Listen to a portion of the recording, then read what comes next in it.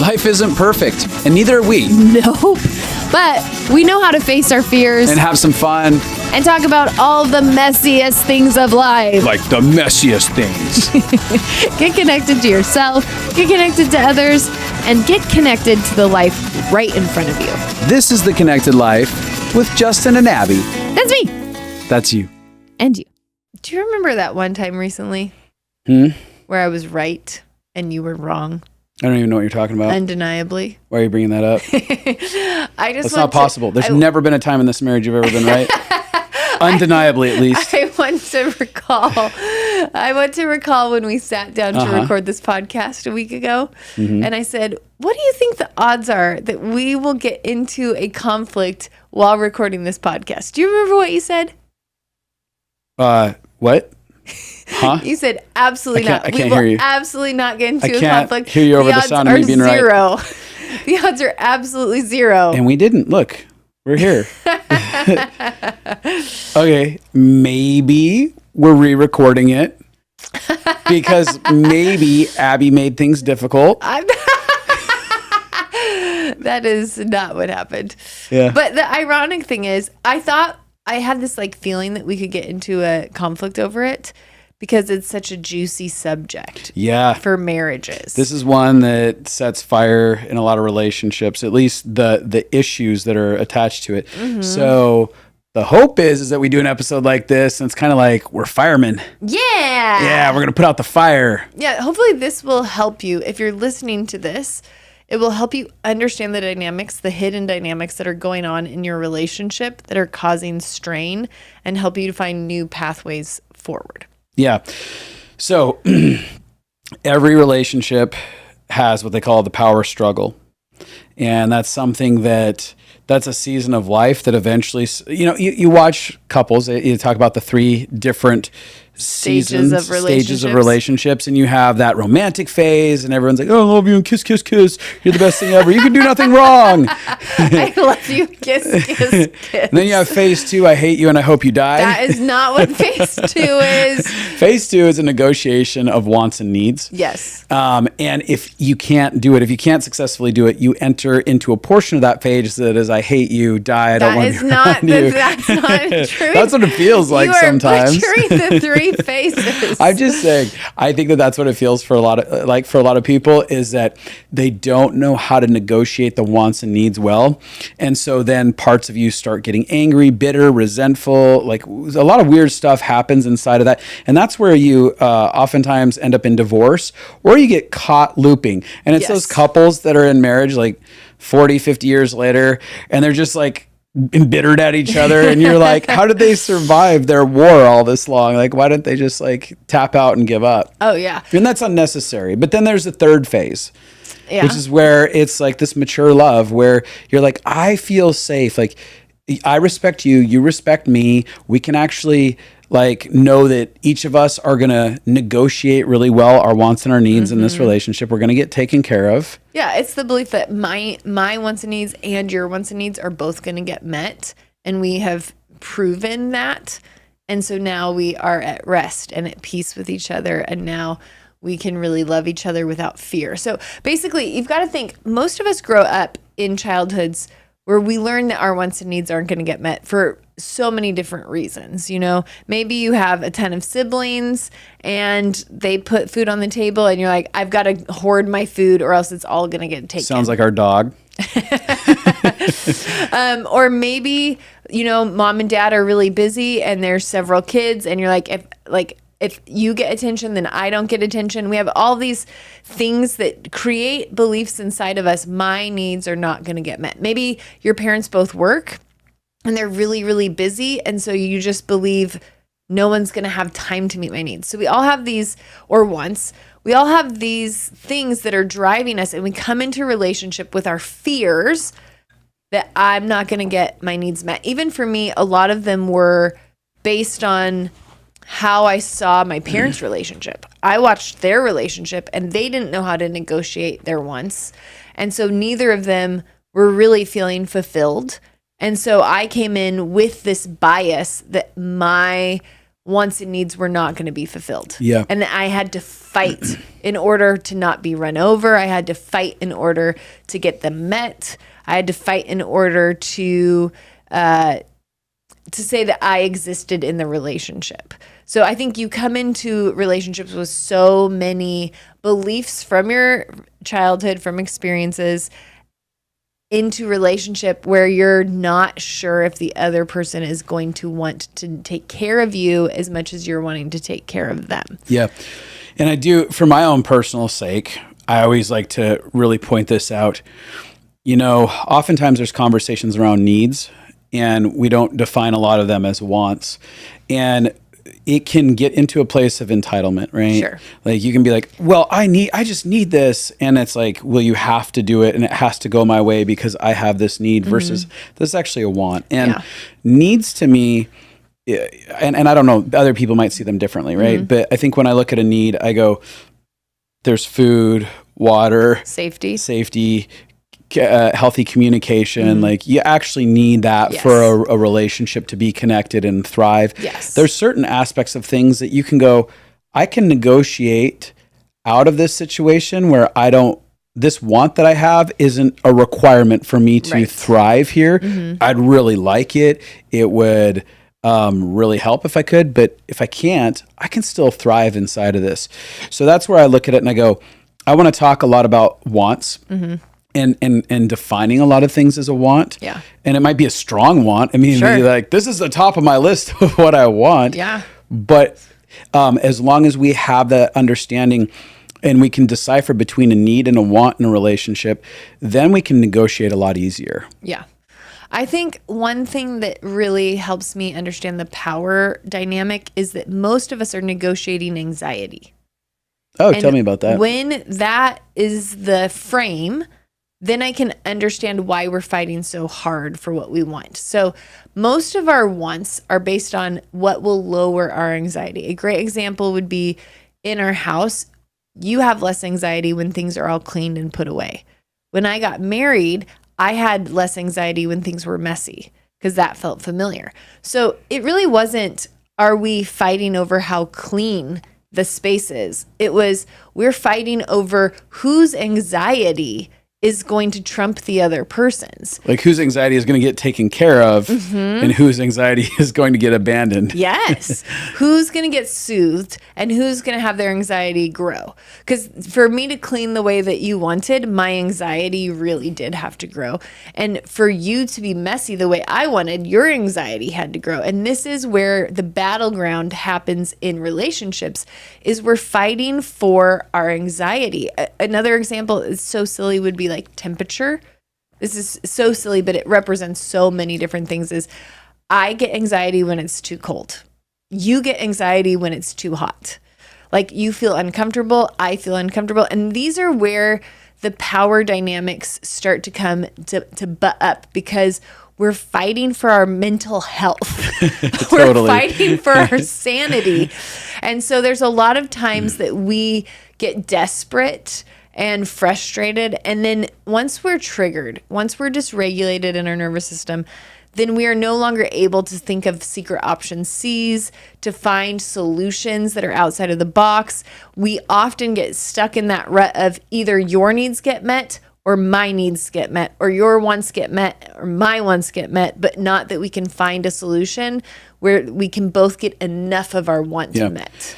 So when you're talking about when the anxiety starts escalating, we go into the black and white thinking, A or B, it's either this or that. Either our house is boiling all summer long, or it's freezing and you can make snow cones inside of the house, right? Yes. And there's that like secret option C is the middle ground. It's like, what is the option that we can find where both of our anxiety about this is getting taken care of? Like, oh, I'm not dying of heat and you're not dying of freezing to death. Yeah.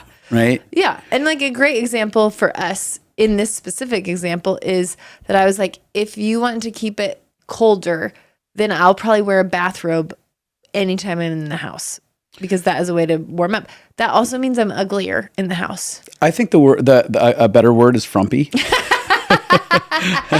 But she's like, I am frumpy. Can you handle me walking around in a bathrobe all day long to suit that? day. And I'm like, I can. I can. Yeah, and so I have because less I know what's sexy underneath. I know like, about I'm it. just gonna imagine what's going on down there. Yeah, I think so. The idea was that we found a system that was, I mean, we both compromised a little bit, Right. but we also both found things that calmed our anxiety. Like I was like, I don't want to have to dress in winter clothes every day. I want to be able to dress for summer, but I want to be able to stay warm. And then you were like, I don't want to be sweating. Yeah, and you use the word compromise, right? And so we're not oftentimes taught compromise. Again, going back to the black and white thinking, there's a lot of experiences in our childhood where it's like, there's only one winner, one loser. Yes. In life, it's one winner, one loser. Yes. I've had my mind blown at how many full-grown adults, like not even in a romantic relationship, but say full-grown adults, maybe we're in a working capacity and they can't figure out how to negotiate whatsoever. And they're constantly feeling powerless. And they're like, I'm getting run over. I'm like, no, you're not negotiating. Yeah. You have an ability to negotiate. There's not just either or.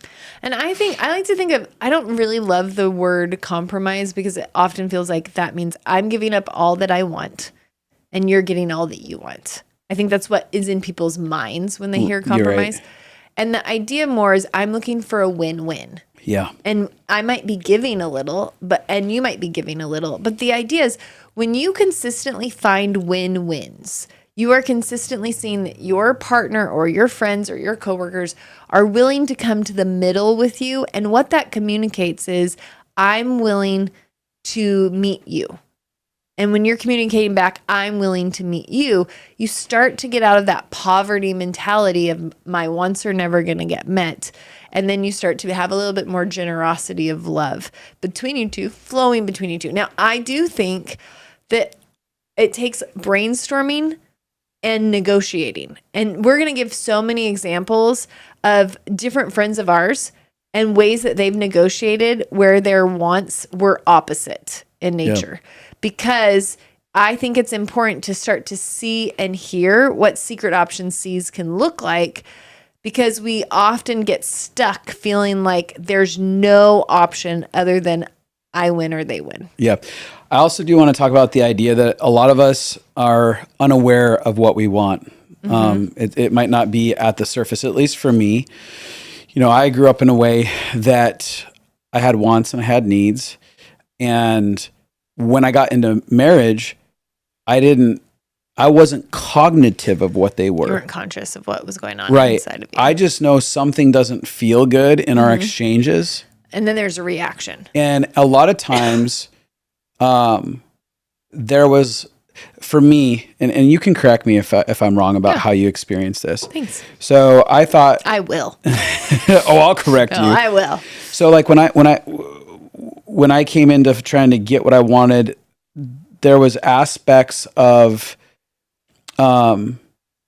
feeling like she's going to win no matter what.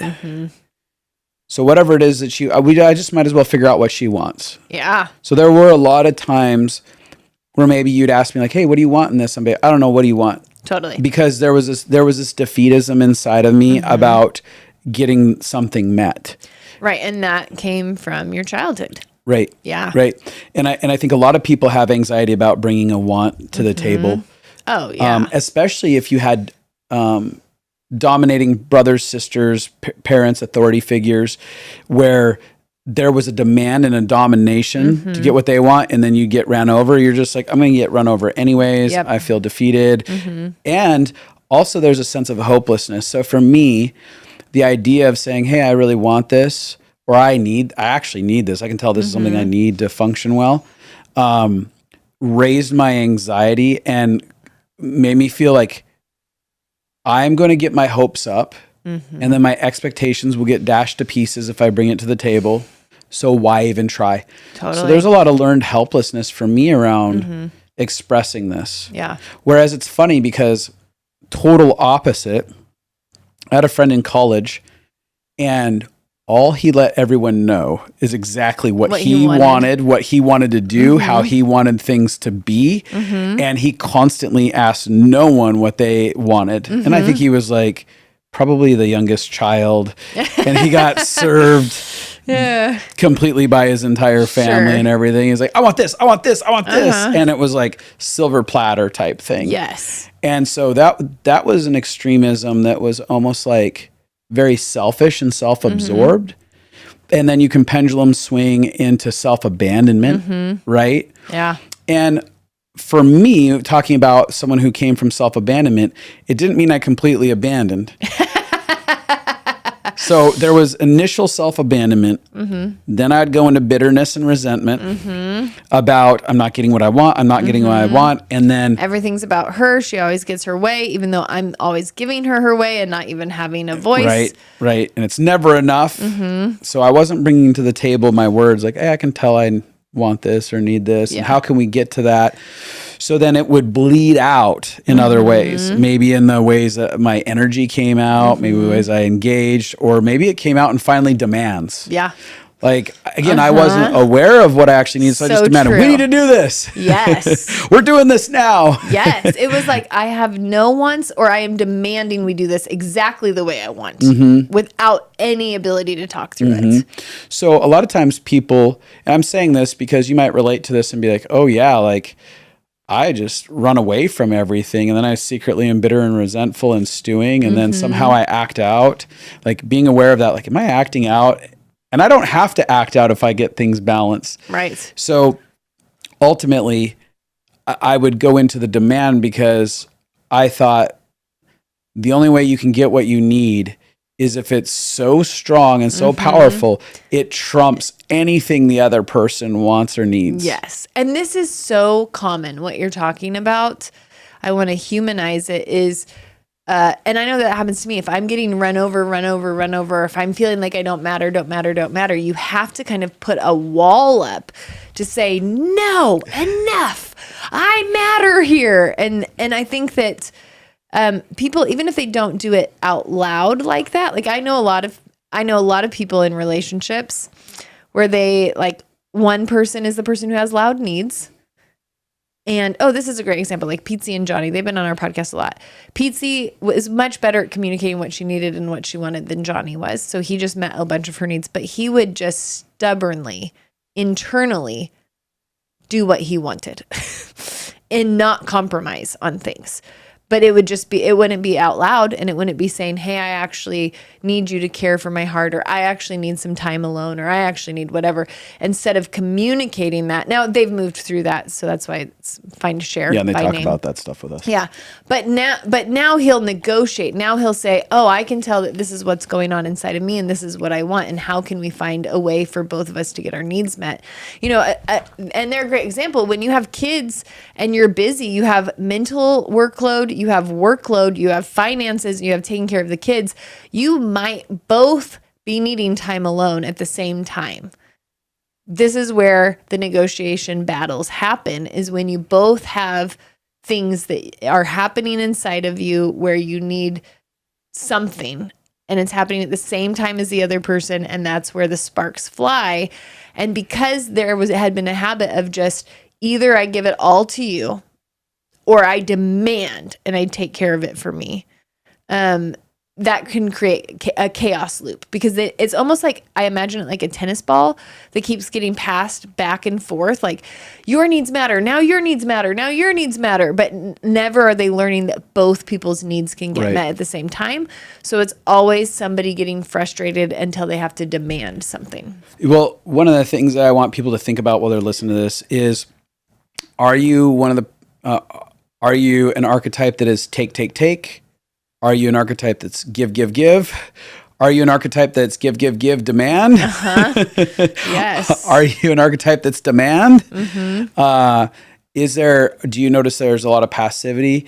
Are you aware of what you want and what you need? Or are you somebody that is always looking for secret option C? Are you somebody that's always looking for how can we both win-win? And that is the healthiest way to have relationships. And I think that it has dramatically impacted our relationship to start to have this bent, to start to have this focus. I think both of us now have a core value of how can we find a win-win here? Yeah. Because a lot of it, and it goes back to our anxiety again, a lot of times our anxiety conflicts. What you need to feel less anxious and what I need to feel less anxious are opposites. So then we have had to learn how to find secret option C's where both of our needs are getting met. And I just want to say, I feel really validated by how you described what it was like in the beginning. Mm-hmm. That's good. Do validation to me now. I'm just joking. I don't know that there is anything that needs to be validated. Yeah, no, I mean, goofing. I think I started with, I came in not believing my needs were going to get met. So when you have that, you already have a fight inside of you. Yeah. You already have a fear inside of you. You already have kind of like you had hopelessness that things were going to work out. I had hopelessness. And so for a long time, it was that black and white battle. Like either the house is fully clean, and we're using a house as an example because it's just something that's very clear and simple, where there's more nuanced things that we'll talk about. But either the house is entirely clean or the house is entirely messy. There wasn't a way for me to imagine a middle ground. Right. And there wasn't, and because I didn't know how to soothe anxiety, I think now we've also learned better skills to soothe our anxiety. So it's not just the behavior that needs to be a specific way. Right. It's also that we can comfort ourselves. I love that you're bringing this up because around this conversation, it's really vital to understand that there's an external job and an internal job that are equally needing to be taken care of inside of this.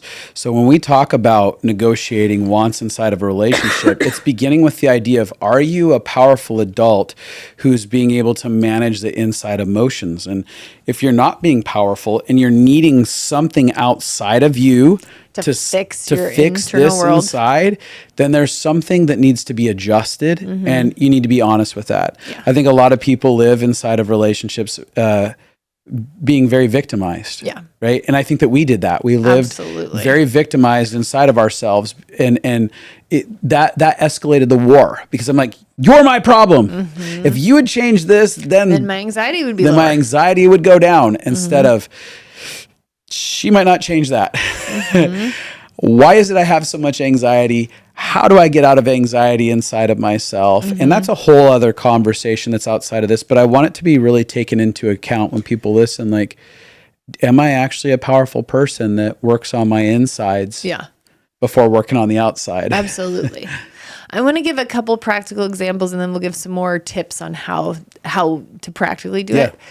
I was thinking about several of our friends, and the husband is very save every penny, and the wife is very, I love to give money away and I'm very generous.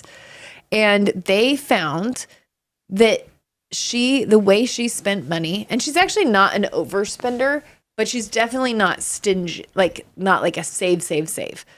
So they found that if they split the same bank account and he saw the things she was spending money on, that he would have so much anxiety, he'd be frustrated at her for it.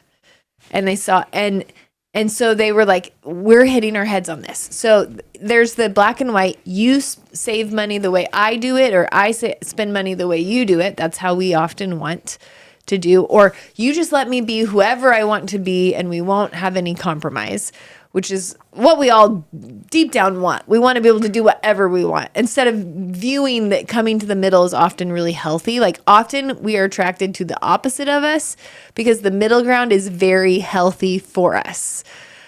So what they did in their marriage, their secret option C, is that they have separate bank accounts.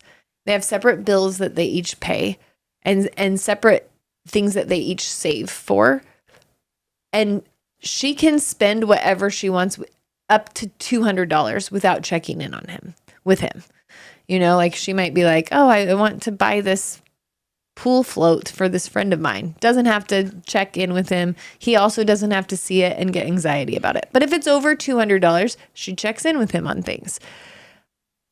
But then she is notorious for giving tips that are like 75% of the bill. She's has no skills with numbers. She's dyslexic. She's over generous and dyslexic. So she often was tipping like 75 to 100% of the bill. So they have the rule, like they have separate bank accounts, but he always does tips. No matter what they do, he always calculates the tips. So what they're looking for is, it really causes him anxiety for her to double the cost of every meal. Yeah. And so how can they solve that? By him being the person who's tipping.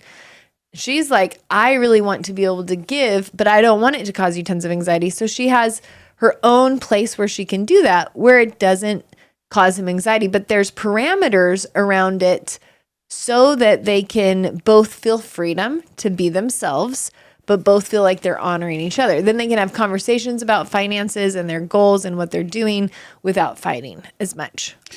So what they did is they got creative and collaborative. So inside of this, it's not just about getting a win-win. It's about, can we learn how to collaborate together creatively to foster the environment that works well for us? You know, when you were telling that story about people getting separate bank accounts, I grew up in an environment that would have been like, there's no way in hell you have separate bank accounts. That's not relationally okay. And I'm not even saying that that's bad, that was a thought. I'm just saying that culturally, there are people that don't think outside the box because it's a cultural rule, right? So you might get in another culture that's like, why would you ever share a bank account? That would never make sense. So sometimes we have these limitations to our creativity based on the cultural rules that we have running around inside of our head and our programming. And sometimes we have to go against the programming, because I'm thinking, I wouldn't have necessarily thought, let's split our bank accounts. Like if you and I weren't so good with how we manage our money in a bank account together, we have similar values. So that's not a big bump. We have never had a problem there. We don't hit that. But I was thinking, like, I bet some people are sitting there being like, I never imagined a world where you'd have separate bank accounts. Totally. Well, and that's the idea. A secret option C is thinking outside of the black and white boxes of it's either you or me, and it's thinking through. And I like to think through, what is the actual root issues? So like, what is the things that are causing you anxiety? Oh, when she tips, that causes me massive anxiety. Oh, when she buys little piddly things for people, that causes me anxiety. Oh, okay. Then how do we make up for these two things? And I love that, you know, because my parents had separate bank accounts because they couldn't agree, but they didn't really find win-wins for each other. They just both demanded. Right. They both lived in demands. And eventually my dad gave in a lot more to my mom than my mom did to my dad. It was a constant battleground. So the separate bank accounts actually didn't solve their anxiety, didn't solve their money issues, because they weren't a team working together towards financial goals.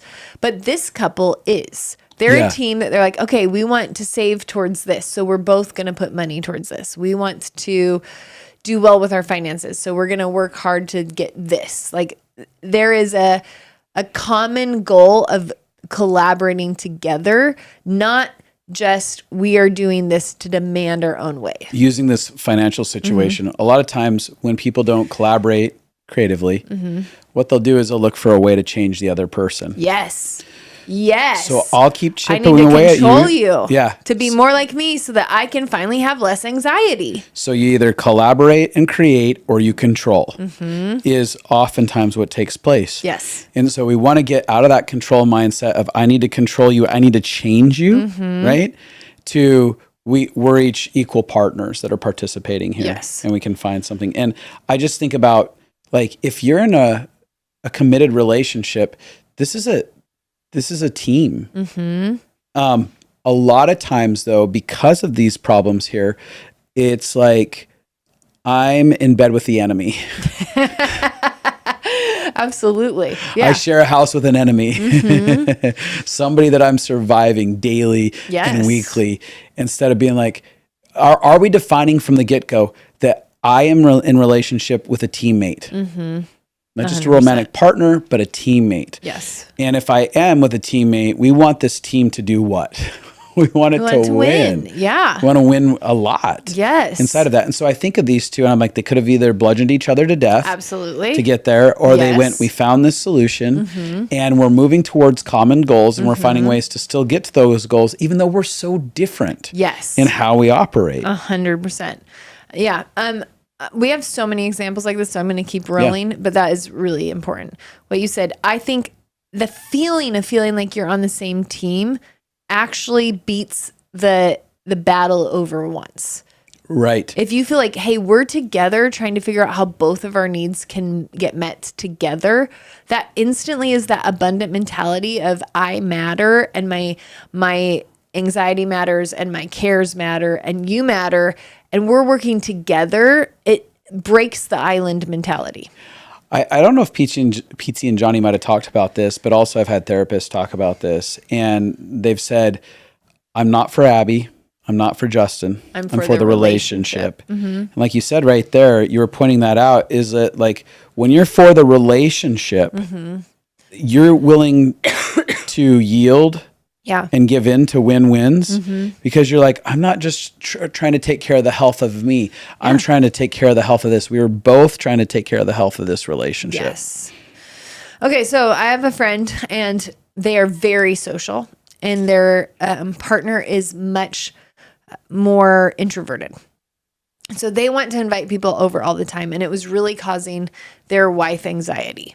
So they were at this impasse where he's feeling really controlled. Like I'm not allowed to have friends and I'm not allowed to invite people over when I want to. And that felt really powerless to him. And she's feeling really out of control. And that's what I want to say. Most of the battleground is that we both feel like the other person is dominating us just by how it works. So she's feeling really out of control. Like he can just invite people whenever he wants and I have to be okay with it. And so the first thing is noticing our own powerless feelings and thinking through what options do I have? So I know that for you, when you've done things like gone out with a group of people and I didn't know when you'd be back, I'm like, I have options. I can wait for you or I can go make my own plans. I can, like I always am looking for what is the option I do have, even if the option that I want is no longer on the table.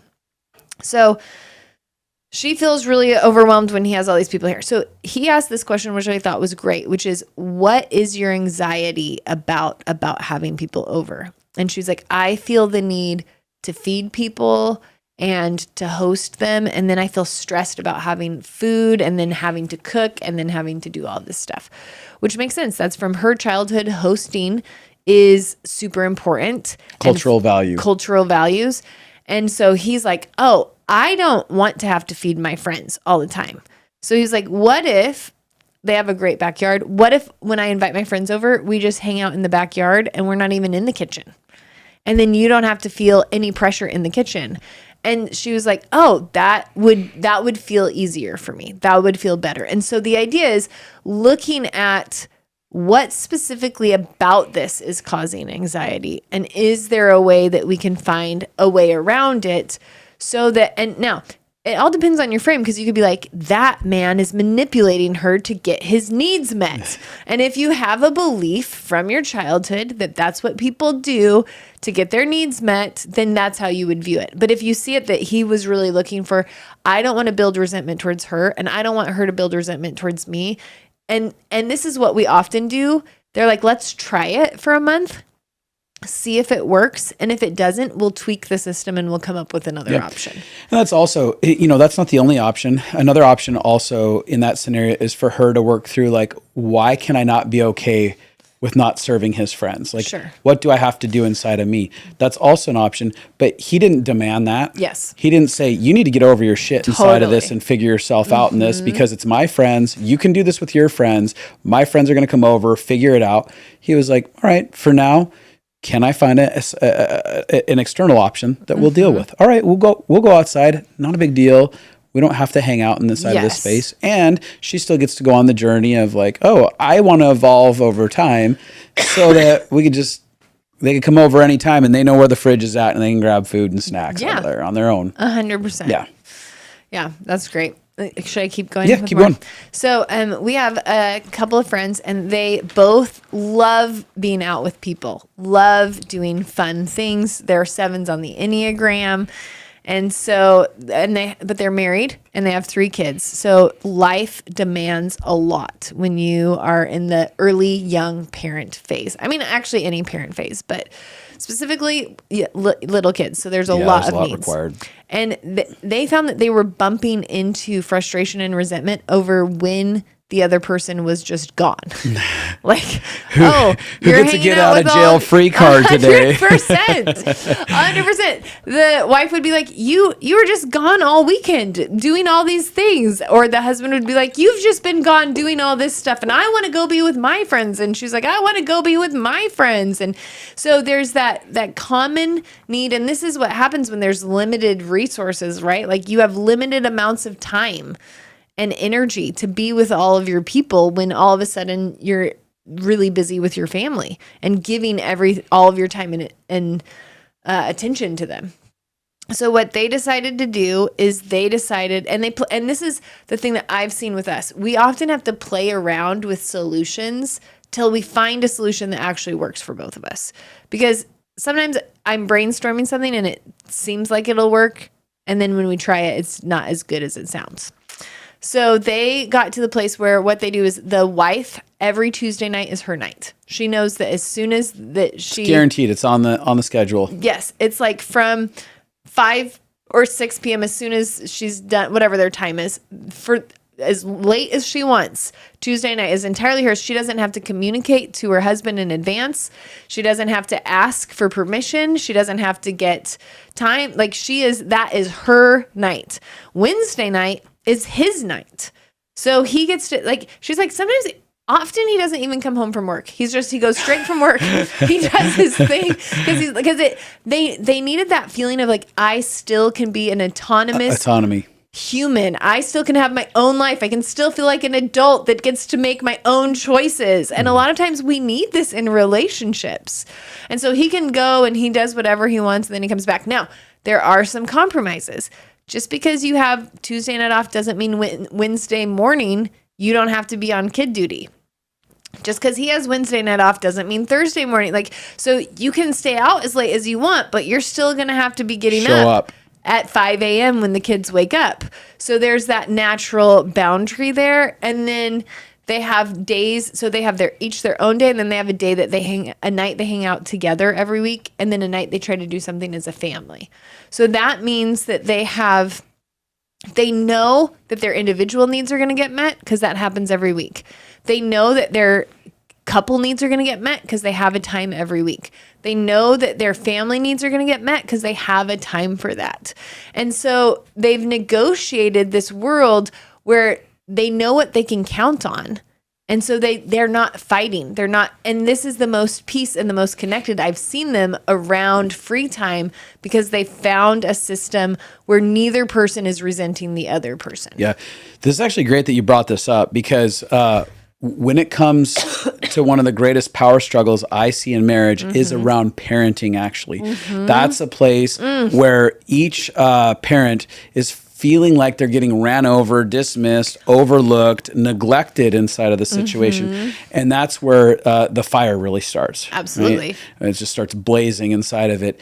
And that's one that if you're listening and you're a parent and you're like, I hate my spouse so much. Like, I've never been able to negotiate anything like that. I'm like, this is a time to sit down and have a conversation and say, like, I want us to have win-wins. I want us to figure out how we can still be adults with our own autonomous lives, even if it's for a moment, a morsel. It's just getting a morsel. Yes. How can we both get taken care of in this way? Yeah, I really love that. I think that it's really important. One of the things you mentioned is once you have kids, so you've got to think, let's say that there's 5 wants that can get met inside of a relationship, and then you have kids. Now 2 of those wants have been given to the kids. So now there's 3 wants left. And so the husband and wife are both grabbing for them, because there's just less resources, less time, less energy, less connection, less capacity, less finances. And so the stakes feel higher. And so you just have to be aware of that. That is where creative problem solving, and this is why I love ChatGPT. You can be like, you can actually say, my husband likes things this clean. I like things this clean. Can you give us 5 win-wins, ways that we could negotiate? And I don't know that ChatGPT is the best at this. I'm just saying you at least have a resource to help you brainstorm. What you said is like, I'm looking for a secret option C. First off, what's a way to get a secret option C? Here's this random thing I could use to maybe generate that. If that doesn't work, maybe I should go talk to people who survived parenting and made it all the way to being grandparents together and ask them how they did it. Starts asking those questions. Yeah, one of the things I look for is people with ADHD are actually often great at secret option Cs because they've had to find ways around their own tricky problems for decades. So I have 2 friends that I know if I'm stuck, like I can't think through an option that I can go to, and they'll have 10 options right off the bat. Actually, I have like 4 friends like that, that are option-oriented people that are looking for solutions. And so, and to be honest, a lot of times I have to ask other people, because my brain will get so stuck in, no, it's only this way or this way, that you need the help of other people to see more ideas. One of the things I was thinking is like, people might be listening to this and saying, oh yeah, I haven't known how to engage a lot of what they're talking about. What you might be running into is your own sense of passivity. And to develop this lifestyle requires proactivity. Yeah. We can't just hope that it happens. A lot of times that's what goes on inside of the relationship. Oh, I hope that maybe this will just kind of work out. Once a system is in movement, it doesn't just naturally shift itself around. It takes proactive behavior inside of it. And I've seen that a lot of relationships that came through my office, there was passivity so long until there was an eruption around these wants and these needs, that then the only option in their mind was out. Yes. Was a divorce card or the affair or something. Yeah. So it wasn't proactivity. It was just like, this finally happened to me. And what happens is, it's not even a cognitive thing usually. Yeah. It's like our soul internally starts getting angry at ourselves. And it says, you just keep being passive. You're not taking care of me. You're not actually negotiating. I can't get what I want, over and over again, until it finally screams, fine, I'm out of this. The way that I'll get what I want is out. So if I get out, I can get what I want, instead of, have I tried proactive dialogues working through? And the reason we're making this podcast is so that you can share it with your partners, because we're wanting to create, most partners have the idea, you want us to brainstorm lose-lose. You want us to brainstorm where neither of us get what we want, where neither of us are happy, where neither of us are fulfilled. And we're wanting to shatter that concept by saying there is almost always a pathway that you can find where both people can have parts of their needs met. I think about this with cleaning, with me and you, is I was like, I need a room that can be as messy as I want it to be. Like, I was like, because it is stress sometimes for me to clean still. That's from my own story and brain, neurodivergent issues. And I was like, but I do try to keep things more clean in our shared spaces. But I was like, I need a room, because you were like stressed out by my corner or by my whatever, because anywhere you could see it, it impacted you. Yeah, it was like piles of chaos. And then I'm getting overwhelmed, because I'm like, when things are structured, then I can get my brain working well, and I can focus really well, and I feel peace inside of my... Yeah, you have some sensory issues with your environment. So do I. So I can have compassion on that. But I was like, I'm always looking at when I have something I can't do, I'm always looking at, but what can I do? So like, I can't keep the entire house your level of clean. What can I do? I can keep the entire house as much clean as possible if I can have a space that is totally mine to be as messy as I want. Right. And that room for me makes me feel like I'm not being dominated. I'm not being run over. I still have autonomy. I get to choose how I want to live here. I still have options. And that's what we did. I have a room that I get to keep as messy as I want, and you never get to comment on it. And you never get to have feelings I don't even think about it. I can close the door to it. Yeah. And I don't have to look at it. And there's still a lot of ways that you leave clutter. You're way different, but there's a lot of clutter around the house still, but it's not the chaos piles and stuff like that. Like your functionality, like you shifted for me and then I shifted for you. And I was like, that's okay. I will walk around and pick these things up when when you leave the house. I usually do like a 20 to 30 minute, like I just get everything sorted and then I sit down and watch my TV and do whatever and I'm chill like that. Yes. But we found that balance, right? Mm-hmm. Yeah. And I would say like I paid more, and this is one of those things that took both of us emotional work. So you worked on the anxiety of a mess and how that was impacting you. Internal. Because you grew up in a home where you got in trouble for a mess. Like you got punished. Yeah. So that also gave me compassion for where you were coming from. And I knew that you grew up in a hoarder home. And so I was like, oh, okay, like this is way extremely clean compared to what she experienced. Yes. And so you grew compassion for me. And then we both worked on, I leave less tornadoes than I used to. Oh, way less. Yeah. Yeah. But I would say we don't fight over cleaning ever now. No. Hardly ever. And that was probably our number one fight for years. Yeah. Now we have this air fryer that you always take out and you leave on the counter. That's your main staple is that you leave that behind like a fallen soldier after you cook inside of it. It's sitting there always on the table and I'm always grabbing it and throwing it in there. But I could start working on that. But so I use this moment in the podcast to confront you so that you'd start working on it. But I'm like, but I can handle that. Yeah. Because I'm not internally like freaking out anymore about stuff, and this is way better. I watch you like load the dishwasher now. Like that's huge, right? Yep. Again, this is such a silly thing. The cleaning thing is something that represents. It's about you cross into each other's space, whether that's physical. Whatever. You now unite two lives together, and whatever that represents, like what is the thing, like you might be listening to this and be like, we don't have a cleaning issue. Totally. We don't have a money issue, but we have a parenting issue where our two lives just collided and we have two very different lifestyles of how we want to go live. Yes. How do we do that? So I want to talk, we're almost out of time, but emotional win-wins, emotional capacity. So this is very similar to us, but it's another friend of ours. She needs to verbally process round and round certain subjects. Like when she gets hooked on something, she can loop.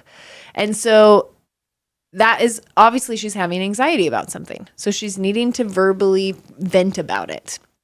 He is only capable of going on that merry-go-round for so long. And once you're married, you realize, I'm going to have to be going on this merry-go-round the rest of my life. That's a lot of merry-go-rounds. And so what they do now is he will say, I have about 5 more minutes that I can talk about this subject. If you want to go call a friend after that, that would be great. That's one way that he does it. The other thing that he does is if she's looping, he'll say, would you like me to lay on the couch and you can lay on me and we can just lay together? Or do you want to do a breathing exercise together? Like something that brings her anxiety down. Would you like to do a breathing exercise together? Or would you like me to squeeze you? Doing full body squeezes is like a way to help somebody's anxiety. So he's like, I want to meet your anxiety. I can't meet it through hearing you process about this for another hour. That causes me too much anxiety. Now, he's not saying that every time. He's not saying, you're causing me too much anxiety. Yeah, but it's known. It's been established, the idea. It's saying, like, I want to meet you in your... And that's where there's that middle ground. I care that you have anxiety. I care that this thing that you're processing is affecting you. I don't have the capacity to have a deep talk about it, or I don't have the capacity to to keep processing. Even sometimes once they've worked through something in conflict, they'll hit a spot where he's like, that's as much capacity as I had to talk through a hard thing. But what I can do now is I can lay with you. We can do breathing together. I can squeeze you. We can watch a show together. And that is the number one thing that has worked for win-wins for us is I can't do this, but I can do this. And what you're communicating with I can do this is I still care about your wants and needs. I still care about your anxiety. I still care about what's going on inside of you. I just know that I can't do it this way.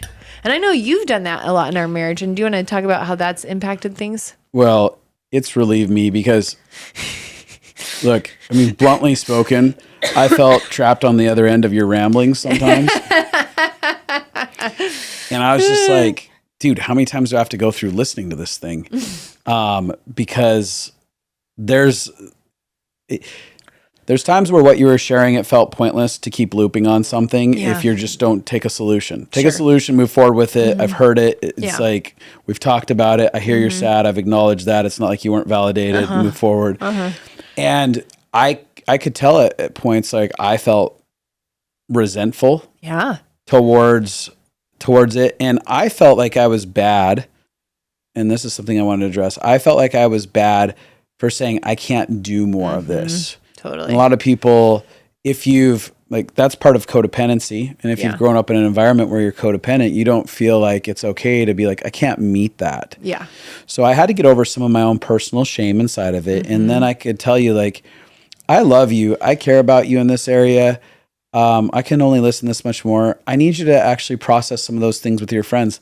And I felt such relief. I'm like, I don't have to have walls up towards you that say, get lost. I can just say, like, I'm happy to participate this much.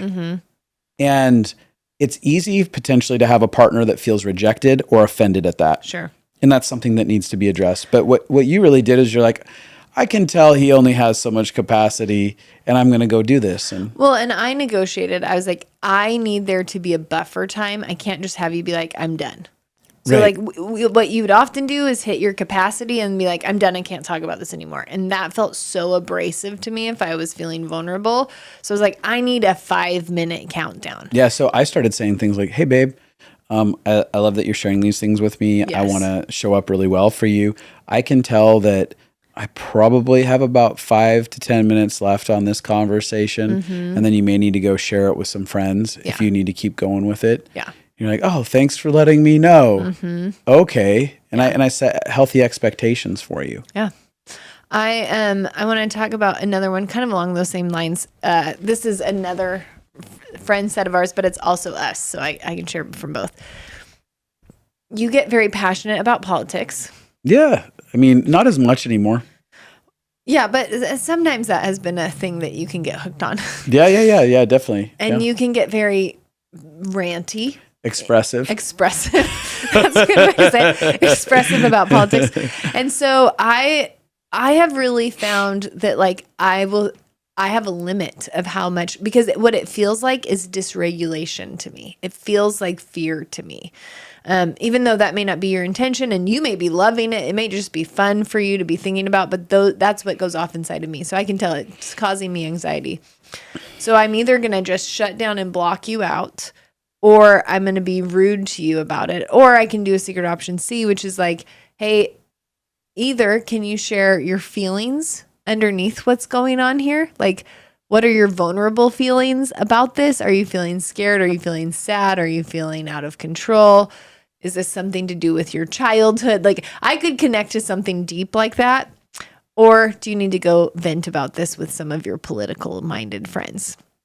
And I think that that's a great option. And for our friend, she'll say, do you want to share your feelings with me about this?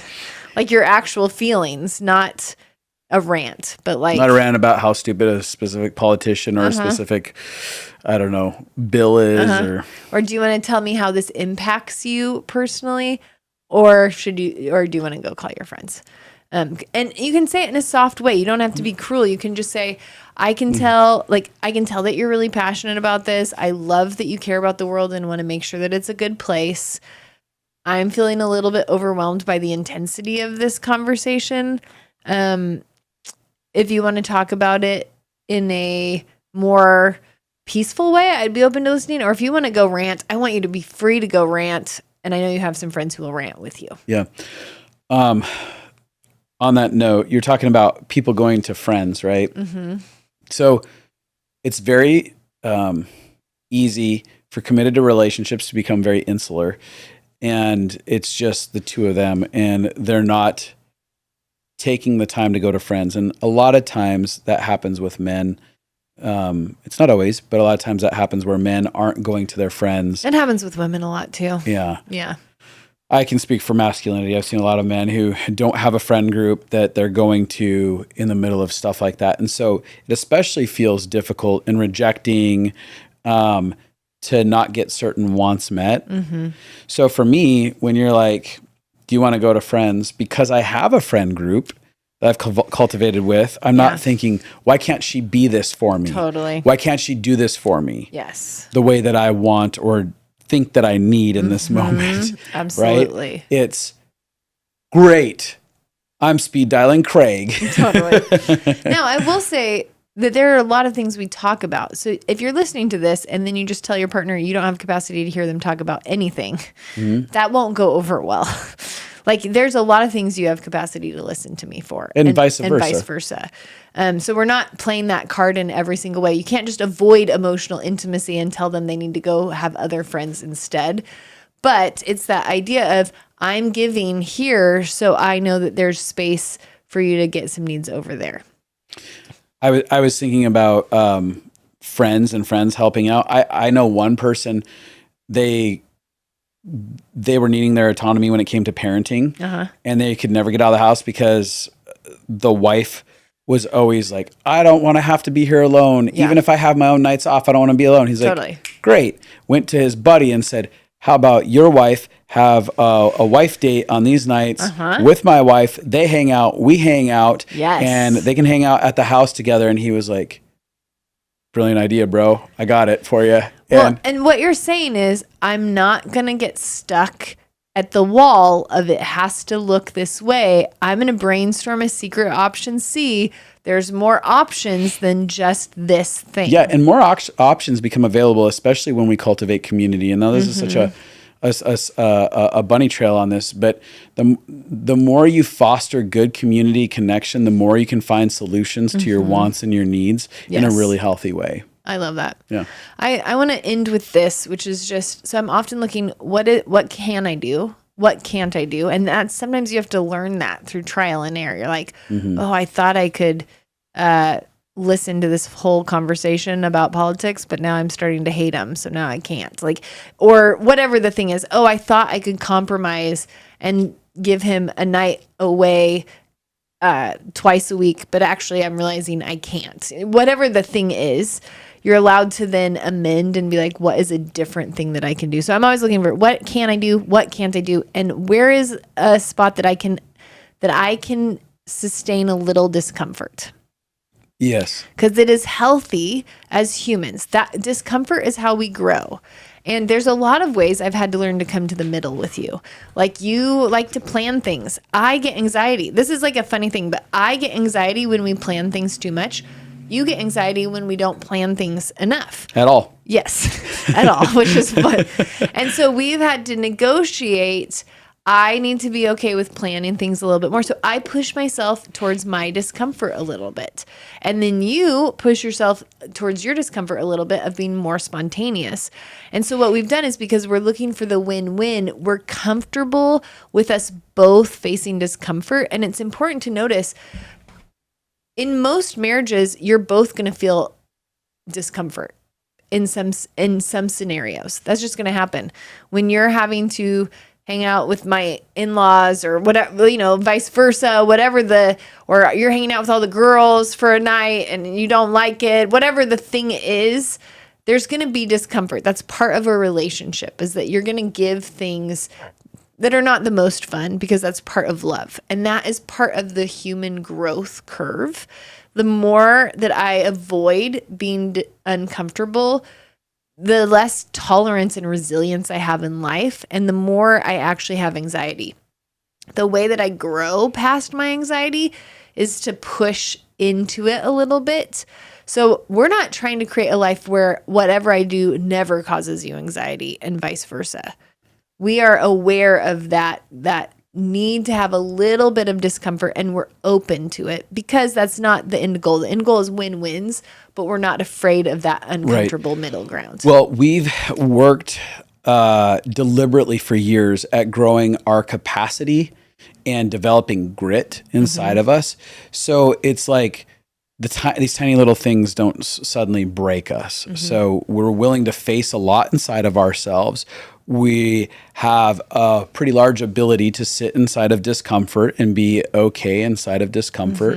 Where some people have lost that. Like, you might be listening to this and you're like, I hate discomfort at all costs. That's a muscle that you need to work in order for this to be successful. Absolutely. So that's really good.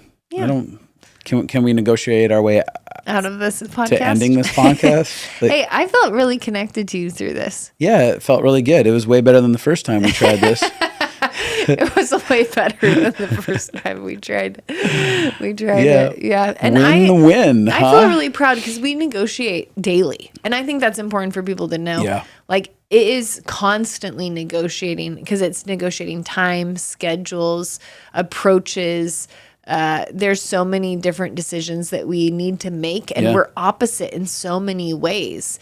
And so if you guys can start to see this one skill, it'll get you to that mature, safe love so much faster if you learn healthy negotiation. Yeah. And the last thing I want to say is something earlier, and it popped back up in my head, is you talked about the curiosity that one of our friends was like, hey, what's going on behind this? What is this anxiety coming from inside of this? Making curiosity a staple inside of your relationship is going to change the game on everything, not just negotiating this, but how close and connected you feel. Yes. Like, so to me, I'm like, it'd be very easy to be defensive in curiosity if your curiosity has an agenda to like, fix. I want to get my demand through. So I'm just going to ask questions demanding so that we can resolve this. But really being like, I want to know what the deeper issues are going on right now for both of us on this issue, and self-reflect. And that's going to be bonding and connective. So, well, I would say that my brain just totally went. Yeah, thank you. I would say that anytime there's a demand or somebody's demanding their needs or wants be met, if you get curious, you'll find out that there's some kind of fear or anxiety that they're trying to protect. Yeah. And that can really help humanize people. A lot of the things that I thought you were being a jerk about or an a-hole about, you actually were defending your anxiety or trying to protect yourself in your anxiety. And you didn't even know that back then. I didn't know that back then. But when I started to realize it, I'm like, man, I have a lot of anxiety that I'm trying to defend and protect. So it makes it that we're kind of the same. Yeah. Yeah. Well, hey, you know the drill. If you aren't on YouTube yet, find us on YouTube. Yeah, find us over there. Hit subscribe. Words. Subscribe. Hit the bell button. Bell button. Hey, over there on YouTube, we've crossed the 10,000 subscriber mark. We've passed that. That's such a cool thing. Very exciting. Don't know where it's at now. We just jumped into YouTube, I think this year. Yeah. I mean, actually doing like videos. Really doing videos for it. So that's been cool within a year that happened. And then you can follow us on Instagram or over on Facebook. Our Facebook page is growing wildly over there. A lot of interactivity happening. Yeah. I'm also thinking about, and I don't know, I'm going to say this out loud now. I'm thinking about opening up a Facebook group for Connected Life Peeps. Oh. Where people can start actually gathering together and having exchanges about emotional health, maybe finding their future mate or, I love that. I don't know, getting parenting tips from each other and processing their lives together. Cool. I want to create a community like that. So I'm thinking about that. I'm thinking about doing a mentorship program next January. Ooh. I am. I think I really want to do that. Either a mentorship program or a mastermind, one of those two. Okay. Yeah, so I feel. But good thought. If you want to know, email us. Go to Justin and Abby. No, yeah. JustinandAbby.com. Yeah, and you can fill out a little thing and say, I want more information on those things. Yep. And rate, review, subscribe, share. Share with your partner. Tell them you want to be a collaborative creator, co-creator of an amazing relationship. That sounds horrible. Don't say that. Definitely don't say that. Yeah, that was a bad sell. Yeah, that was a bad sell. Tell them that you want to have a Hey, let's have a mature talk about this relationship. Let's have the best relationship we can have. Some mature love here. Yeah. Yeah. Okay, I'm going away. I'm done. Okay. I'm hungry. All right, bye. Bye.